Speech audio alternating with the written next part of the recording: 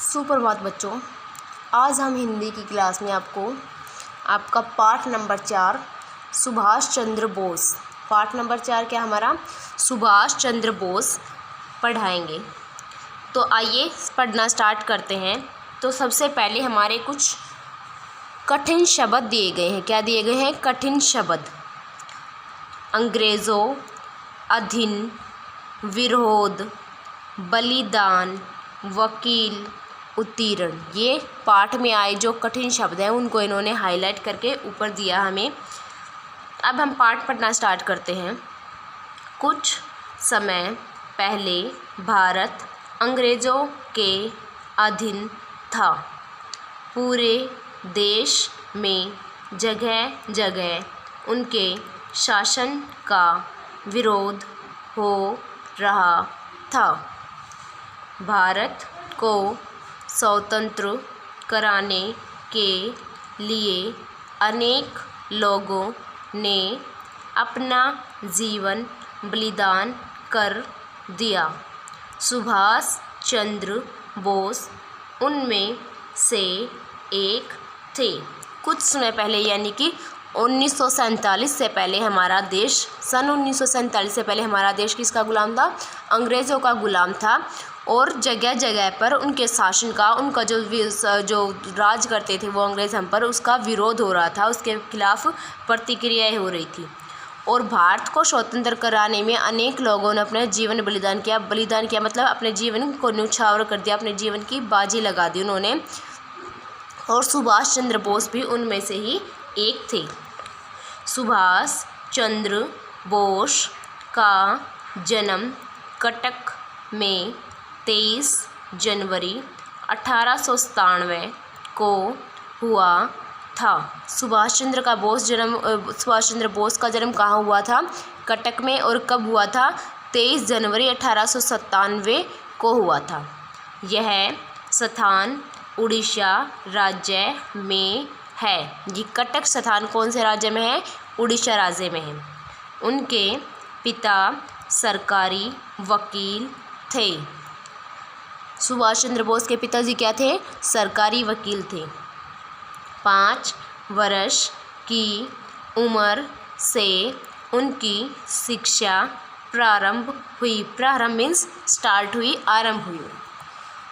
उनकी शिक्षा किन की यानी सुभाष चंद्र बोस की शिक्षा कब से प्रारंभ हुई? 5 वर्ष की उम्र से। वे पढ़ने में बहुत अच्छे थे। हमेशा कक्षा में प्रथम आते थे। सुभाष चंद्र बोस पढ़ने में कैसे थे? बहुत अच्छे थे। हर बार हमेशा अपनी कक्षा में प्रथम आते थे, यानी फर्स्ट डिवीज़न वो लाते थे अपनी कक्षा में। BA उत्तीर्ण होने के बाद उन्होंने इंग्लैंड जाकर ICS की परीक्षा पास कर ली। BA उत्तीर्ण मीन्स पास। BA पास होने के बाद उन्होंने इंग्लैंड जाकर ICS की परीक्षा पास की।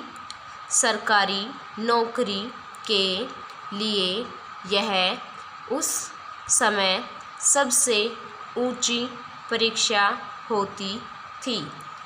यह उस समय की यानी कि जब ये इनका समय था, सुभाष चंद्र बोस का समय था, 1947 से पहले का जो समय था, उस समय सरकारी नौकरी के लिए यह सबसे ऊंची परीक्षा होती थी। कौन सी परीक्षा? ICS की परीक्षा। भारत लौटने पर उन्होंने तय किया कि नौकरी नहीं करेंगे। जब वो भारत लौटे तो उन्होंने क्या तय किया, क्या मन बनाया अपना कि वो नौकरी नहीं करेंगे। उन्होंने गुलाम भारत को आज़ाद कराने का प्रण लिया। देश में स्वतंत्रता के लिए आंदोलन चल रहा था। उस आंदोलन में उन्होंने भाग लिया। जब ये सुभाष चंद्र बोस अपनी पढ़ाई कंप्लीट करके और वो परीक्षा पास करके जब इंग्लैंड से वापस भारत आए तो भारत आते ही उन्होंने क्या निर्णय लिया कि वो नौकरी नहीं करेंगे और अपने देश को स्वतंत्रता आज़ादी दिलाने के लिए अंग्रेज़ों की गुलामी से आज़ादी दिलाने का उन्होंने प्रण लिया और वो देश में स्वतंत्रता आंदोलन जो चल रहा था उसमें शामिल हो गए। सन 1938 में उन्हें भारतीय राष्ट्रीय कांग्रेस का अध्यक्ष चुना गया। भारतीय राष्ट्रीय कांग्रेस का अध्यक्ष किसे चुना गया? सुभाष चंद्र बोस को। और कब चुना गया? 1938 में। अप्रैल 1939 में उन्होंने अध्यक्ष पद से इस्तीफ़ा दे दिया और फॉरवर्ड ब्लॉक नामक दल की स्थापना की।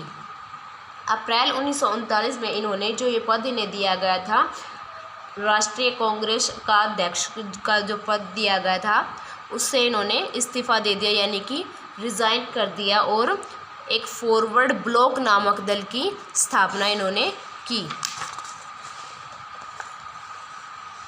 सन 1939 ईस्वी में द्वितीय विश्व युद्ध छिड़ गया। सन 1939 में क्या हुआ? द्वितीय विश्व युद्ध छिड़ गया।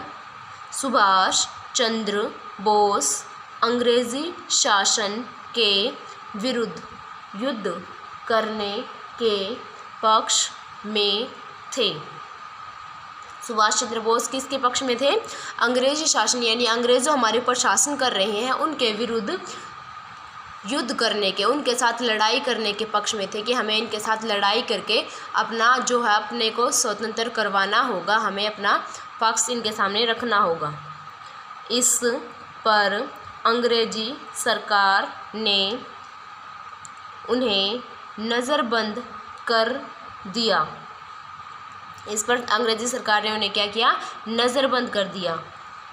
सुभाष चंद्र बोस ने सोचा कि देश को आज़ाद कराने के लिए देश से बाहर जाकर संघर्ष करना होगा। जब उनको नज़रबंद कर दिया तो उन्होंने क्या सोचा कि अब हमें मुझे अपने देश को आज़ाद कराने के लिए क्या करना होगा? बाहर जाकर संघर्ष करना होगा, यानी कहीं दूसरे स्थान पर जाकर उन्हें ये संघर्ष करना होगा, देश की आज़ादी की लड़ाई लड़नी होगी। काबुली पठान के वेश में पुलिस से बचते हुए वे अफ़गानिस्तान पहुँचे। किसके वेश में? काबुली पठान के वेश में वो पुलिस से बचते क्यों? क्योंकि पुलिस ने उन्हें नज़रबंद कर दिया था कि पुलिस का उन पर कड़ा पहरा रहता था। तो उन्होंने अपना वेश बदलकर काबुली पठान का वेश लिया और वो अफ़गानिस्तान पहुँचे। वहाँ से जर्मनी और फिर जापान गए। वहाँ से वो कहाँ गए? जर्मनी गए और जर्मनी से फिर जापान गए। जापान से वह बर्मा मीन्स म्यांमार जो देश है, आए, जहाँ उन्होंने भारतीय सैनिकों के सहयोग से बनी आज़ाद हिंद फौज का नेतृत्व किया। सबसे पहले वो देश से निकले काबुली पठान के वेश में, फिर वो अफ़गानिस्तान पहुँचे। अफ़गानिस्तान से जर्मनी, जर्मनी से जापान और जापान से कहाँ पहुँचे? वो म्यांमार में, जो बर्मा जो वो उसको, और अब फ़िलहाल में उसको क्या बोला जाता है? म्यांमार देश का नाम है ये। जहाँ उन्होंने क्या किया? आज़ाद हिंद फौज बनी हुई थी भारतीय सैनिकों की, उस आज़ाद हिंद फौज का नेतृत्व किया, उसका संचालन किया। उन्होंने दिल्ली चलो का नारा दिया और जवानों से कहा, तुम मुझे खून दो, मैं तुम्हें आज़ादी दूंगा। उन्होंने कौन से नारे दिए? दिल्ली चलो, तुम मुझे खून दो, मैं तुम्हें आज़ादी दूंगा, और जय हिंद का नारा भी उन्होंने दिया। ठीक है, तो ये 3 नारे जो हैं जो सुभाष चंद्र बोस ने दिए थे। उनका जय हिंद नारा बहुत प्रचलित हुआ। उनका जय हिंद का नारा भी जो बहुत प्रचलित हुआ। देशवासी उन्हें नेताजी कहकर पुकारते हैं। देशवासी सुभाष चंद्र बोस को क्या कहते हैं? नेताजी। कहते हैं ना नेताजी सुभाष चंद्र बोस, तो नाम तो क्या था उनका, सुभाष चंद्र बोस, उनको नेताजी कहकर पुकारते हैं देशवासी। ये है हमारा पाठ नंबर 4 सुभाष चंद्र बोस, जिसको आपको अच्छे से पढ़ना है और ये शब्दार्थ आपको अपनी कॉपी में इनको लिखना है और अच्छे से लिखकर इनको याद भी करना है। Thank you students.